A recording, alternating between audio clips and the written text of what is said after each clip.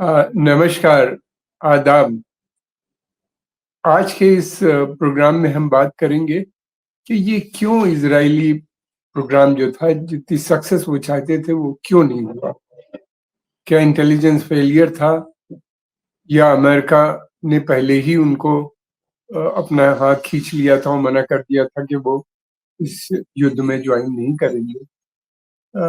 इस किस्म के कई एक मुद्दे हैं जिन पर हम बात करना चाहते हैं। अ, सबसे बड़ी बात तो ये है कि बेसिक इज़राइली प्लान ये था कि किसी भी सूरत से अमेरिका को इस युद्ध में जॉइन करवा दें। अगर एक बार अमेरिका आ जाएगा, तो फिर इनके लिए आसान हो जाएगा, युद्ध फैल जाएगा पूरे क्षेत्र में और अमेरिकन्स को लड़ेंगे इनके साथ और उसमें फिर तो इनकी जीत हो ही जाएगी। मगर ऐसा नहीं हुआ, कई कारण हैं। एक तो सबसे बड़ा पहली बात तो ये कि अमेरिका ने पूरी तैयारी तो कर ली थी। 45,000 से भी ज़्यादा अपने सैनिक वहाँ पे डिप्लॉय कर दिए थे। फिर उसके जो 5th जनरेशन फाइटर बॉम्बर्स हैं, F-35 है, 15 B-20 इस किस्म के जितने भी बॉम्बर्स हैं और न्यूक्लियर सबमरीन्स सब पूरी तैयारी कर ली थी। मगर एंड में हमने ये देखा कि अमेरिकन्स ने इनकार कर दिया या इज़राइल को मना किया कि आप युद्ध में नहीं जाएँगे। और जो इज़राइल ने क्लेम किया था कि वो सब ध्वस्त कर देगा, न्यूक्लियर प्लांट और उनका जो अ, ख़ास तौर से ऑयल रिफाइनरीज़ वग़ैरह, ऑयल इंस्टॉलेशन अ, वो भी नहीं हुआ और कुछ क्षेत्रों पे अटैक किया। ईरान का कहना ये है कि ज़्यादा क्षति नहीं पहुँची उसको और 4 लोगों के मरने की अब तक खबर आ चुकी है और सही खबर तो अभी पता नहीं है कि कितनी क्षति हुई है ईरान को। लेकिन जितने सोर्सेज़ हैं जो बता रहे हैं कि बहुत नॉमिनल है। ये एक उन लोगों का मानना है ये एक मैसेजिंग थी, अमेरिका को ने सब मैनेज किया कि इज़राइल पे ईरान पे अटैक भी हो जाए, ईरान इज़राइली गवर्नमेंट की जो है छवि भी बनी रहे। अब ये देखना है कि ये इंटेलिजेंस फेलियर था, क्यों फेलियर हो गया? क्यों अमेरिका ने इतनी तैयारी की और फिर बाद में हट गई?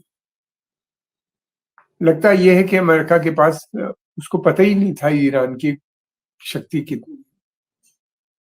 कितना उसने डेवलप कर लिया है। वो केवल अपनी शक्ति देख रहा था। सच है कि अमेरिका के पास अथाह शक्ति है, लेकिन मैं बार-बार यही बात कहता हूँ, शक्ति की एक लिमिट होती है, आर्मी पावर की एक लिमिट होती है। ये नहीं कि वो जो जी चाहे कर ले। और वही हुआ, उनको जब एहसास हुआ कि ये युद्ध फैल जाएगा, पूरे क्षेत्र में हो जाएगा, तो लगा कि उनको एक मुश्किल हो जाएगी। दूसरी बात ये भी उनको हो सकता है एहसास हुआ कि पब्लिक ओपिनियन इनके फ़ेवर में नहीं है अमेरिका में भी और यूरोप में भी बहुत लोग युद्ध के खिलाफ हैं और फिर ये भी था कि अरब जनता बिल्कुल खराब हो गई और अरब पार्टनर्स जो इनके थे, एलाइज़ जिनको हम कहते हैं, उन्हीं ने भी मना कर दिया था कि वो अपनी ज़मीन को इस्तेमाल नहीं करने दें। तो ये फिर उनको ये भी हुआ कि अगर कहीं ऐसा ना हो कि उनका कोई एक फाइटर बॉम्बर F-15 या F-16 या F-35 को ईरानियन गिराने में कामयाब हो गए, तो फिर उनकी मार्केट पे असर पड़ जाएगा इन फाइटर बॉम्बर्स की, जहाज़ों की। इसी कारण कि हमने देखा कि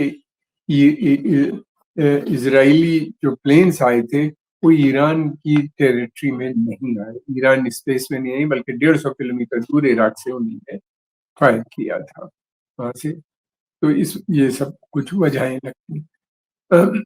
उसकी वजह एक सबसे बड़ी ये है कि अमेरिका पूरी तरीके से निर्भर रहता है इज़राइल के ऊपर अपनी इन्फॉर्मेशन के लिए, इंटेलिजेंस के लिए। इज़राइल ही उसको उन्हीं ने ठेका दे रखा है इज़राइल को और कई बार ऐसा हुआ है कि इज़राइल ने उनको सही इन्फॉर्मेशन नहीं प्रोवाइड की है अमेरिकन्स को। और दूसरी बात ये भी है कि अमेरिका के अंदर जो जूइश लॉबी इतनी पावरफुल है, वो जो चाहती है वही होता है। उसके टोटल काफ़ी स्ट्रॉन्ग ग्रिप है हम सभी जानते हैं कि अमेरिकन पार्लियामेंट यानी सेनेट और हाउस ऑफ रिप्रेजेंटेटिव में 2-4 अ, होंगे गिनती के सेनेटर्स या अ, हाउस ऑफ रिप्रेजेंटेटिव जो इज़राइल के विरुद्ध बात करते हैं या अमेरिकन इंटरेस्ट की बात करते हैं। अब पिछले काफ़ी समय से इज़राइल अपने इंटरेस्ट को आगे बढ़ा देता है, अमेरिकन इंटरेस्ट उसकी वजह से सफ़र करते हुए नज़र आ ये भी इनको पता नहीं था कि आर्मी जो है ईरान की कितनी तैयारी कर चुकी है, किस तरीके से वो डील करना है। अब ये कि उनके पास जो मिसाइल और ड्रोन्स ईरान ने बनाए हैं, कितने कैपेबल हैं, रशिया ने कितने दिए हैं, ये तो ख़ैर सबको पता चल गया था। उन्हीं ने भी बता दिया था कि 300 और कुछ का कहने के S-400 मिसाइल डिफेंस सिस्टम उन्होंने डिप्लॉय कर दिए थे, जो इनके फाइटर बॉम्बर्स को गिरा सकते पोज़ीशन। फिर ये नहीं मालूम था कि ईरान ने जो डेवलप किया है अपना मिसाइल्स को गिराने का जो सिस्टम बनाया है नया मिसाइल डिफेंस सिस्टम, वो कितना कार ये भी एक बड़ी समस्या थी। ये जो चीज़ें हुई अ, ये एक उनको ऐसा लग रहा था अमेरिकन्स को कि ये अगर वॉर शुरू हो गई, तो पता नहीं कब अंत हो और अगर तेल की सप्लाई भी डिस्टर्ब हो गई, तो अमेरिकन इकोनॉमी पे बहुत बुरा असर पड़ेगा, बल्कि ग्लोबल इकोनॉमी रिसेशन में जा सकती है बहुत से देशों की। ये सारी चीज़ें थी उनके सामने और इन्हीं को देखते हुए उन्हीं ने ये स्ट्रेटेजिक डिसीजन लिया कि युद्ध ना हो तो बेहतर है। अब उनके सामने समस्या दूसरी भी बहुत सी खड़ी हो जाती है कि वो उनकी जो बेसिक पॉलिसी है, वो तो थी रिजीम चेंज की ईरान में, वो कैसे पूरा होगा? अगर रिजीम चेंज की पॉलिसी नहीं है इस समय, तो क्या अमेरिकन्स आने वाले समय में बातचीत करेंगे ईरान से जैसे पहले की थी, न्यूक्लियर डील साइन हुई थी? अ, ये लगता ऐसा है कि अब अमेरिका के पास ऑप्शंस कम नज़र आ रहे हैं और अमेरिका के अंदर अ, काफ़ी लोग इंक्लूडिंग डेमोक्रेट का एक बड़ा सेक्शन है, वो चाहता है कि बातचीत हो, बातचीत जैसे पहले हुई थी, उसी तरह से किया जाए। लेकिन दूसरी तरफ ये भी है, अमेरिकन इंटेलिजेंस का मानना ये है कि ईरान ने न्यूक्लियर वेपन बना लिया है। ये एक नया एलिमेंट उसके अंदर आ गया है। अभी तक ये था कि ईरान के पास न्यूक्लियर वेपन नहीं था। अब ये देखना है क्या IAEA इस बात को कन्फर्म करता है आने वाले समय, जो कि वॉचडॉग बॉडी है न्यूक्लियर उसकी प्रोलिफरेशन देखती है। अगर न्यूक्लियर क्या कौन इलेक्शन जीतेगा इसके ऊपर भी डिपेंड करता है। डेमोक्रेट्स ने पहले भी बातचीत की थी यानी ओबामा एडमिनिस्ट्रेशन ने ईरान से बातचीत की थी और सैंक्शंस को लिफ्ट कर दिया था और अब ट्रम्प साहब जब पावर में आए तो उन्हीं ने उसको अ, दोबारा से सैंक्शन इम्पोज कर दिए और अमेरिका को संधि से बाहर निकाल दिया। 5+1 यानी 5 यूरोपियन दुनिया की बड़ी ताकत जो है वो थी इसमें अमेरिका, ब्रिटेन, फ्रांस, अ, रशिया और चाइना प्लस जर्मनी ने बातचीत की इस न्यूक्लियर पीस डील पे। ये एक बहुत से यूरोप के बहुत से देश इस बात को कहते हैं कि भई बातचीत होनी चाहिए, बातचीत से ही मसले हल होंगे। इसलिए कि उनकी समस्या सबसे उनके पास तेल तो है नहीं। वो पहले रशियन गैस, नेचुरल गैस और तेल के ऊपर निर्भर थे। अब जब से जो वहाँ पे रशियन गैस पाइपलाइन जो थी, उसके ऊपर विस्फोट हुआ है और बंद कर दिया उन्हीं ने खरीदना। तो वो पूरी दुनिया में अलग-अलग प्रकार बने बहुत से दूसरे मुल्कों से तेल और गैस खरीदते हैं। यही नहीं बल्कि रशिया का तेल बहुत सी कंट्रीज़ और प्राइवेट कंपनीज़ उसको रिफाइन करके यूरोप बेचते हैं और ज़्यादा महँगे दाम पे उनको मिल रहा है और इकोनॉमी भी वीक है उनकी। तो वो चाहते हैं कि ईरान से बातचीत होनी चाहिए ताकि ईरानियन ऑयल और ये दूसरी बात ये कि नेचुरल गैस का रशिया के बाद सबसे बड़ा भंडार जो है दुनिया में, वो ईरान में ही है, उसके बाद कतर में भी। ईरान रशिया यूरोप से बहुत दूर भी नहीं है।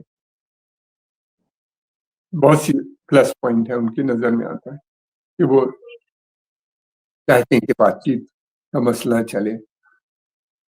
अब समस्या ये है कि अभी तक तो अमेरिकन्स बात करते रहे हैं कि रिजीम चेंज करेंगे, वहाँ के ऊपर सैंक्शंस काम नहीं कर रहे हैं और दूसरी बात ये है कि ईरान लगातार प्रोग्रेस करता चला जा रहा है, बहुत सी फ़ील्ड्स में, न्यूक्लियर फ़ील्ड में हो या डिफेंस सेक्टर से जुड़ी हुई जितनी भी चीज़ें हैं, जिस तरह के उसने अपना डिफेंस इक्विपमेंट बनाए हैं, वो काफ़ी सस्ते हैं और काफ़ी स्ट्रॉन्ग हैं और कैपेबल भी बहुत हैं, यानी कारगर भी बहुत। तो उनको लगता है कि सैंक्शंस जो है वो काम नहीं कर रहे, रिजीम बदलने की उनकी क्षमता नज़र नहीं आती, रिजीम बदली जाएगी, तो उनके सामने 2 डर है। पहले एक डर ये भी है कि डेमोक्रेसी अगर वहाँ पे आती है, तो वो नेशनलिज़्म को प्रमोट करेंगे, डेमोक्रेसी होगी और नेशनलिज़्म भी अमेरिका के साथ नेशनल्स भी डील करने पे तैयार नहीं, क्योंकि 53 में उन्हीं ने अमेरिकन्स ने जिस तरीके से इलेक्टेड गवर्नमेंट जो थी, जिब्बे मिल्ली की, उसको गिराया था। और गिरा के दोबारा से बादशाह को लेके आए थे और शाह ने फिर एक बहुत अथॉरिटेरियन रिजीम में वहाँ पे बनाई थी, तानाशाह के रूप में थे और उस वक़्त जो कुछ भी सवाक जो उनकी इंटेलिजेंस एजेंसी ने किया था, वो बहुत अ, ज़ुल्म-जबर जिसे कहते हैं, इसकी वजह से वो लोग भी अमेरिका के साथ नहीं डील करें। बचता एक ही तरीका है कि बातचीत करें और फिर उसके बाद ये है कि अ, इ इ इ इ वहाँ से निकालें और दूसरी तरफ ये भी है कि ईरान लगातार एक बड़ी शक्ति के रूप में भी इमर्ज कर गया है सेंट्रल एशिया और वेस्ट एशिया में और फिर उसके अलावा ये भी है कि वो ब्रिक्स में काफ़ी सक्रिय नज़र आता है और वो अकेला नहीं है, उसके साथ रशिया और चाइना भी काफ़ी जुड़े हैं। ठीक है, अगर ईरान का फ़ॉल होता तो रशिया, चाइना के भी पॉलिसी जो है अमेरिका की पूरी मेस्ड अप हो गई है जिसे कहना चाहिए टोटल फेल्योर नज़र आता है। देखिए अरब्स भी अब अमेरिका के साथ खुश नहीं है, पब्लिक नाराज़ है और हालाँकि वो काफ़ी उन निर्भरता है उनकी अ, अमेरिका के ऊपर सिक्योरिटी को लेके या उनके सारे सिस्टम अधिकतर जो है वो सब अमेरिका से जुड़े हुए हैं। तो इस वजह से उनकी तरफ ये भी मगर उनका प्लान ये है कि धीरे-धीरे दूरी बनाने की। इसमें हम एक अलग से अरबों के प्रोग्राम बनाएँगे। दूसरी तरफ ये भी है कि अमेरिका ये भी नहीं चाहता कि इज़राइल की मिलिट्री सुपीरियॉरिटी किसी भी सूरत से कम हो, वो सबसे शक्तिशाली देश बना रहे, क्योंकि ईरान ने उसे चैलेंज कर रखा। और ये भी है कि वो ये चाहते हैं कि उनका वर्चस्व इज़राइल का पूरे क्षेत्र में बना रहे, क्योंकि इज़राइल जो है वो उनके हितों की यहाँ पे सबको प्रोटेक्ट करता है, हिफ़ाज़त करता है। लेकिन दूसरी तरफ ये है कि क्या इज़राइल अब उनके हितों को प्रोटेक्ट कर पाएगा आने वाले समय में? अगर पब्लिक ओपिनियन अरबों की बदल जाती है, क्या अरब देश इज़राइल के साथ वैसे ही संबंध बनाएँगे जैसे कि पहले बना रहे थे अब्राहम अकॉर्ड्स? ये मसले आने वाले समय बता पाएँगे, ये बातें। लेकिन हैं बहुत गंभीरता से, इसलिए अमेरिका को एक बड़ा नया प्लान बनाना पड़ेगा। इसकी नई पॉलिसी और उनका जो प्लान था कि इज़राइल जो है वो न्यू मिडल ईस्ट प्लान का लीडर होगा। वो अपने ट्रूप्स को विथड्रॉ करेंगे पश्चिम एशिया से और वहाँ पे इज़राइली ट्रूप्स आएँगे और सऊदी अरेबिया भी जो है वो अब्राहम अकॉर्ड को जॉइन करेगा और सिक्योरिटी कोऑपरेशन इज़राइल से बढ़ेगा। सऊदी अरेबिया का और तमाम मुस्लिम देश जो हैं वो अब इज़राइल से अच्छे संबंध ये तो पूरा होता हुआ अक्टूबर 7 के बाद ये जो सपना था मुझे नहीं लगता कि अब आने वाले समय हम आपके आभारी हैं, आपने समय निकाल के देखा। अगर आपको पसंद आए तो इसको लाइक कीजिए, सब्सक्राइब कीजिए। हमारे आपसे अनुरोध है कि इसको आगे भी आप आपका बहुत-बहुत धन्यवाद।